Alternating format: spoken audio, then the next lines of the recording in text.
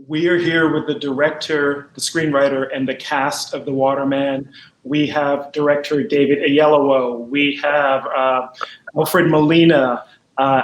We have Maria Bello, who plays the mother in the film. Emma Needell, the scriptwriter. Lonnie Chavis, who plays the lead gunner in the film. And of course, Rosario Dawson. So welcome to all of you. Thanks so much for being here. And is this the first time you guys have gathered since the film, or have you had a chance to actually see each other since you shot The Waterman? Well, we're finally all talking to each other again. Well, that's good. Oh, gosh. That's the first time I've seen all of you. I've missed you guys. Missed you too. I think this is the first. I mean, David and I have had the occasional chats in the meantime, but it's very nice to see everyone, I must say. Yeah, I've had the privilege of speaking to everyone as we've been in post-production, but obviously because of the pandemic, it's been a very unorthodox, unusual post-production process, sending you guys ADR kits, having to talk to you over the phone, by FaceTime, by Zoom, and not getting to see you guys personally. So yeah, this is, if nothing else comes out of this moment, Cameron, this is a very, very nice reunion with this wonderful group of people. It is great to see all of your faces. And I want to begin by asking you about the origins of this film and telling this story. It's a great family movie. It's a movie that I can't wait to show my own son, who's 11 years old. I think he'll really enjoy it. But it's not a movie that depends on smart aleck jokes or special effects in a big way, those kinds of things. It's really about the adventure and the drama. And we don't see that so often anymore. Emma, can I begin by asking you about the origins of this story, which was a Blacklist screenplay as well? Yeah, so I finished the first draft of the script 6 years ago, almost exactly. And the script was really born from my two experiences growing up as a kid. I grew up on a solar-powered cattle ranch, and we didn't have TV growing up, so my brother and I would go explore the woods in our ranch. So the woods have always held this magical, mystical quality, and I feel like I really wanted to bring that to life in a story. And then also from an emotional standpoint, I had a very fraught relationship with my father for many years until we eventually rediscovered each other with love and mutual respect. And that's something that's a real cornerstone of the story.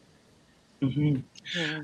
And David, how did you come to find this screenplay to turn it into the film that we have here with this particular cast? Well, I'm really blessed to have 4 children, and we love watching movies together. And I grew up on films like Goonies and Gremlins and Close Encounters, and I loved Stand By Me growing up as well.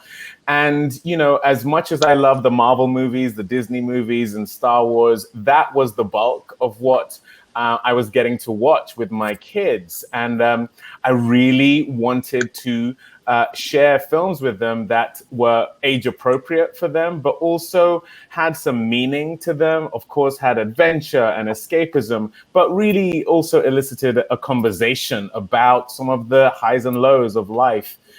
Because that's what I felt. Watching E.T. was one of the first time I saw a single parent family, even though it was about this alien and all that kind of stuff. And so I was on the hunt for something like this, and my agents brought The Waterman to me.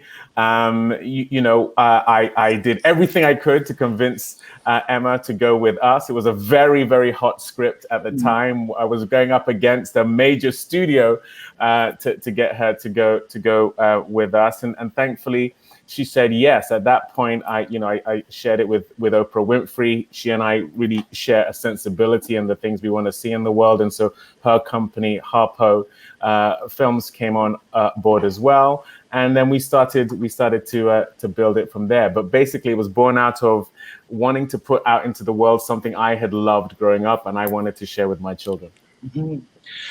With a film like this, the child at the center of it really matters, and the casting of that role is so important. Can you talk to us a little bit about why Lonnie was the one to play Gunner for you in the film? What was it that he was bringing?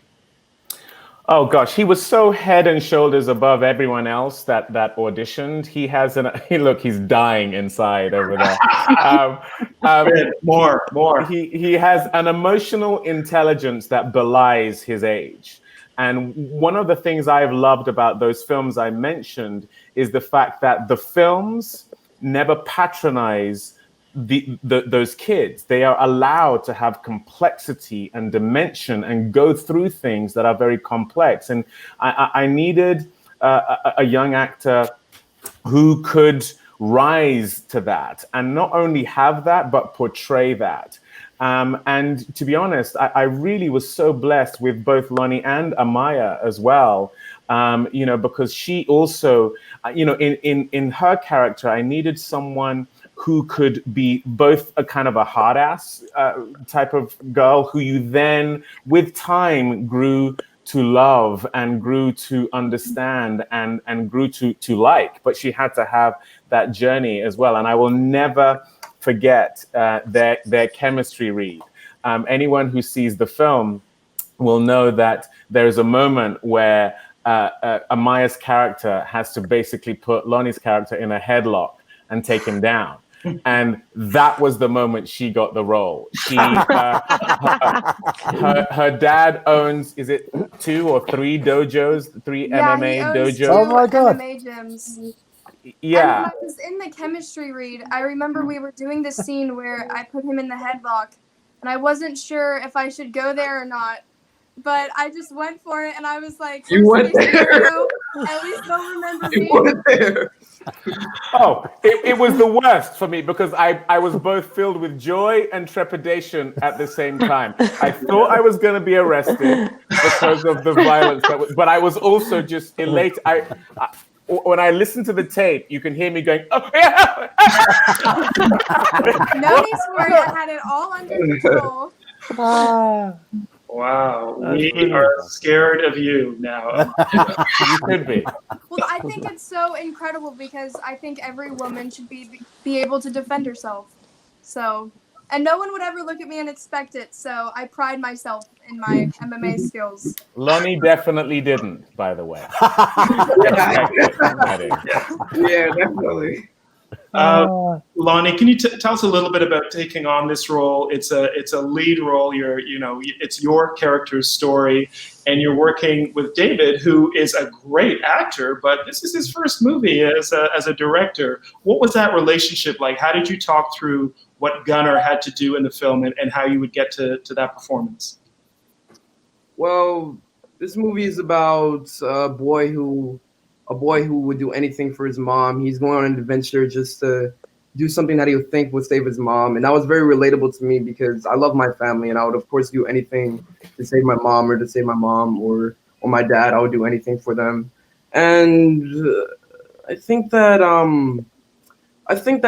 in this movie that this family, well, let me say this. Personally, in my 12 years of living, I've never seen another movie that could be so relatable to me, that shows a Black family that would do anything for each other. When I look at this movie, when I look at this family in this movie, I see myself, I see my mom, and I see my dad. So it was really easy to play this character, I would say. It was very fun to play this character, I would say. I mean, for Christ's sakes, I got chased by horses, and they were real. They were real. That's not everyone's version of fun. It was very fun. It was very, very fun to shoot this movie, and I would definitely love to do it all over again.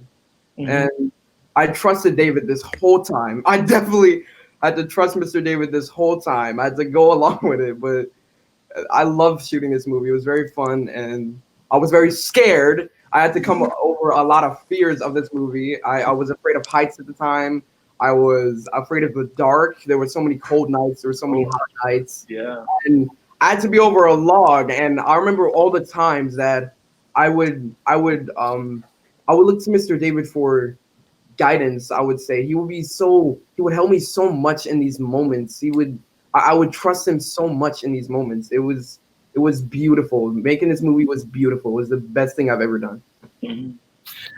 David, you were either lucky, blessed, I don't know, but you also have this remarkable cast among the adults in terms of the woman who plays your wife, Rosario, and Maria Bello as the officer, and then as the possibly dangerous, scary dude in the woods, Alfred Molina, all of whom have done remarkable work over many, many years. You didn't have to do this, but you managed to get these superstars to play these roles as well. Can you talk a little bit about that? Blessed is the absolute word. There were so many divine moments. Rosario is someone I have admired deeply for a very, very long time. And I remember being at an award ceremony where I was giving an award to Sigourney Weaver, and she was there receiving an award as well for her voice work. And she had to leave early from that award show. And the truth of the matter is, you know, as an actor, even though you are privileged enough to get to be in movies, you're a fan as well. And I'm a total fan of hers. And I hadn't spoken to her before. And she was leaving the award ceremony early. And she was walking past me and she said, "Oh, I'm a fan of your work." And I went, you know, I literally, I couldn't believe she'd said that. And, you know, I didn't yet know I was going to be directing this film, because that's another story. I wasn't the original director. We lost the director, and Emma was the one who turned to me and said, "You should be the one to direct this." But I had that. Best thing to have happened. Well, thank you. I had that interaction with Rosario, and it stuck in my mind. And I went, gosh, well, if she's a fan of my work, maybe she'll say yes. And thankfully she did. And it was just, I mean, she is just such a dream to work with. I'm genuinely not saying that. It was heaven. I mean, we had to shoot her out because she was going off to do another show. And it was the beginning of our shoot. And we were in that tiny house that we all have together. And it was just, I think we had 10 days with her or something. And we had to really move. And they just went so smoothly because of how professional and lovely and funny she is. She just made the days go so beautifully. I had another divine moment with Maria. I was at the Sundance Film Festival. We're allowed to say Sundance Film Festival. Of course, yeah. But no spitting. They're just going to bleep it out. They're going to bleep it out later. It's fine. I know. I was at that other festival, and we were there. This is going to sound funny now, but I was in a bar, and Maria Bello was at the bar, and she went, "Oh, you're David Oyelowo. I'm a fan of your work. My son just had to do a monologue from a film that you did, and he chose your film and did a speech from a film you did." And I'm going, "You're Maria Bello. This is very weird." And I started talking to her, and I mentioned this film I was going to be doing. She went, "Can I be in it?" I said, "Well, I don't know that I have a role for you. Can I be in it?" Well, there's this role, but it's like really small. I want to be in it. Okay. And I literally said, "Why?" And she said, because I like what you put out into the world. And I just thought, yes, Maria Bello, you can be in my movie. And then very quickly, Alfred and I have been friends for so long. I think this is our 4th film together or something like that. We did Kenneth Branagh's As You Like It together. He was in my short film directorial debut, Big Guy. We did a masterwork. A masterwork. Yes, little seen, little known. But those of us in the know, we know.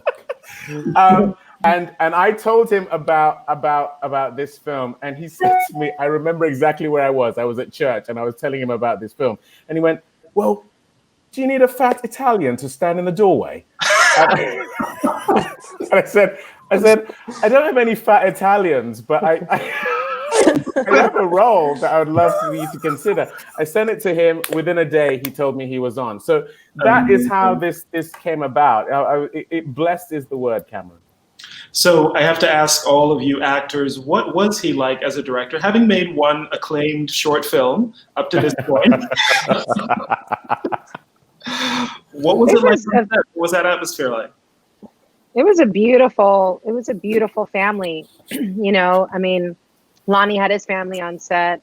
David, your wife, was there. You know, it was this tiny little house that we were in, and watching it just sort of really come to this vibrant life of what it is to create a home and create a space for each other. There was so many emotions that were going, and we just had a lot of fun. I remember just, you know, David just kind of being like, what's happening right now? Because Lonnie and I would have these like super emotional scenes and just be crying, and then it'd be cut and we'd be like, anyway, so like, it just, you know, it was all these moments in between and after the cuts, like all throughout it, it just felt really real and vibrant. And, you know, for me, the reason I really wanted to do this film was obviously the script was so beautiful. And to work with all of you was just you know, what I want to be like. But at the same time, my dad had actually just been diagnosed with cancer. And, you know, it was all the small moments. It was the breaths in between. It was the nostalgia that you have and the mourning that is present in every single second. And the deliciousness of just trying to be as present as possible. And that was just injected into the whole process. It was there in the script, but to be there and have it brought to life with such reverence and honesty and respect and just all of it. I was really sad that it was only the 10 days that I had to rush out, because this would have definitely been the project that I would have loved to have been on location for a very, very long time. Nice. Maria, Alfred? And I was actually really sad because I only got to act with Rosario over the phone. And I wasn't generally with the rest of the cast, but the main reason I did the film, and David was right about Sundance. That's the same time I met you, Cameron, at that. Yes. Not that you were there. But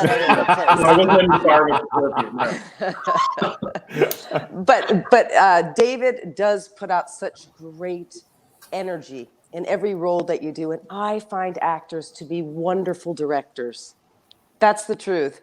And so I felt like I wanted to be a part of this process and to maybe add something to your great vision. And working on the set, David did have such a vision. He knew exactly what he wanted, but he was able to lead in a way that was very kind and calm. I've never been on a more calm set, and that always comes from the top. And I appreciated that, and I also appreciated what Rosario said, the breaths in between. A lot of times, David would say, "Slow it down, take your time." Find those moments in between, and that's what an actor loves to hear, right? And I think only another actor really understands that. Thank you. And Alfred, what was it like for you? Well, it was fantastic, and I was only there. I think I was there for the first week, wasn't I, David? I think it was the first week. Yeah. I know I was definitely there for the first day of filming. You were, yeah. But what I remember more than anything was this wonderful day where Lonnie and I were in this tiny, weird little room in my character's house. And if I remember rightly, Lonnie, you were sick as a dog. I mean, you weren't well at all that day. I do remember that, yeah. You were like really bad. I mean, I think you had a really bad cold, and it was like really, you were kind of feeling bad, and allergies and all sorts. And it was, and you this young man muscled through that day with barely a complaint. I mean, the only thing he said, he asked for a bit of water at one point, and at some point, you know, needed some juice or something. That was it.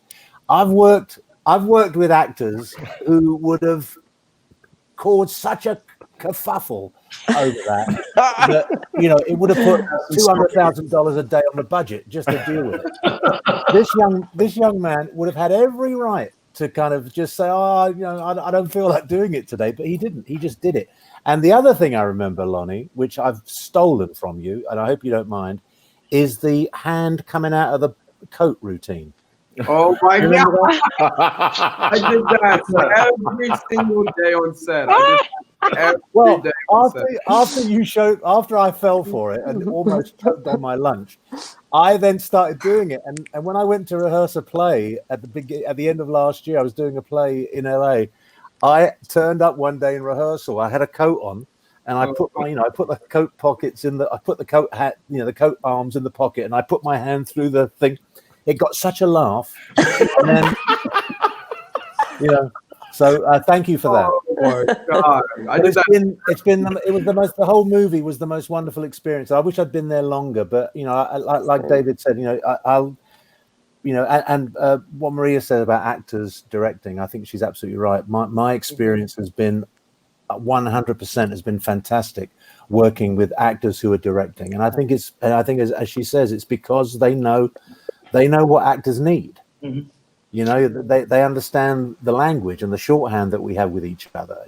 It's a kind of code, and when you get it, you just know exactly where you need to be. You know exactly what you need to do. You know exactly what's required. And so the whole thing was just a wonderful, wonderful experience. Yeah, David is such an amazing person and such a brilliant director and actor, and I feel so fortunate to have gotten to know you and your family on a personal level, and I've learned so much from you, and I really admire you, and I am so fortunate that you chose me to be in your directorial debut. I'm very proud of you, and I hope that you know how great you did. Definitely. You will need to direct more films. I think the last thing I want to ask you is about making a film for families, for young adults, with a Black kid at the center. You, of course, acted for Mira Nair in Queen of Katwe, which we had at our festival, the Toronto International Film Festival, a few years ago. And those films like that can mean so much to kids growing up and to families who are just looking for things to show their kids that they can tell them stories that they're not seeing otherwise. Can you talk a little bit about why it was important to make this story about a young Black boy growing up and what it means to Black families? Well, that film you just talked about, Queen of Katwe, was a sort of a turning point for me. When I got that film, I remember saying to he's now 18, my son Asher, he was 12 at the time. I remember saying to him, I'm going to do this film for Disney called Queen of Katwe. And he said, the first thing he said was, wow, Daddy, that's great. Are you going to be playing the best friend? Ooh. That was his instantaneous reaction to me doing a film for Disney. Mm-hmm. And that had to have come from somewhere. Mm-hmm. That was a reflection of what he was imbibing. And I thought, I knew this before, but I am now determined to the point of putting my life on the line, that my children, as far as I'm concerned, are not going to grow up in a world, if I can help it, where that is a narrative they have subconsciously. Mm-hmm. And when I first read The Waterman, the truth of the matter is it was set in Montana. It was a white family. And that was one of the things that Emma and I really connected on. I said, Emma, I love this script. And this is our first conversation. I said, but I want to make it a Black family. And she didn't flinch. She went, I think that would be amazing. Because I said, I want to play the father and I want to see a Black family in this setting. And, initially, the role that Amiah played was a boy. His name was Joseph, not Joe. Mm-hmm. And I said, I want that to be a girl because I want to see a girl who goes on an adventure and is guiding a boy through it. Because I want that for my daughter. I want her to see that a girl can lead. And even Maria's character was a man as well. And I basically, with my work, I want it to reflect the world we actually live in, because I think it's toxic and erosive to not do that, because it lowers our ability for empathy. It increases our ignorance, and means that we have a self-perpetuating narrative around who should lead, who is important, who should be prominent, because this thing we do is culturally so impactful. If I had a character the likes of which Lonnie plays in this film, when I was 12, it would completely shift my worldview. Yeah. And as much as I loved watching Goonies and E.T. and Stand By Me and all of those films, I was never reflected in them. I used to try to get this hair of mine to sort of do that thing white kids' hair does. And now my kids and other kids looking at Lonnie don't have to even think that, because him being front and center hopefully says to them that they can be front and center. They are front and center. We are all at the center of our own lives and our own narratives. And so, you know, that is why we decided to make this film in this way, because not only who gets to tell the story matters, but who is in front of the camera telling that story matters, and who feels reflected. You know, who feels themselves reflected in the movie. That also matters. We all go to the movies to see ourselves reflected to us. And on top of that, this will be my last point, for that young white boy in Idaho to look at Lonnie and go, "That's me," is incredibly important. That's powerful. That's right. It's incredibly important for him to see himself in a young Black kid beyond what racially may be impacting that kid. He just wants to save his mom. He just loves his family. He just loves adventure. He just loves drawing in his book. He's just a little kid like that young white kid from Idaho. That really, really matters. Absolutely. Well, thank you so much, all of you, for making The Waterman. We're so thrilled to have it here at the Toronto Film Festival. I want to thank all of you for taking the time today as well for this conversation and for reuniting, virtually anyhow, after making the film together. Amiah Miller, Maria Bello, Rosario Dawson, Lonnie Chavis, screenwriter Emma Needell, Alfred Molina, and director David Oyelowo. Thank you so much. Thank you. Thank you, guys. Bye, everybody. Love you. Bye.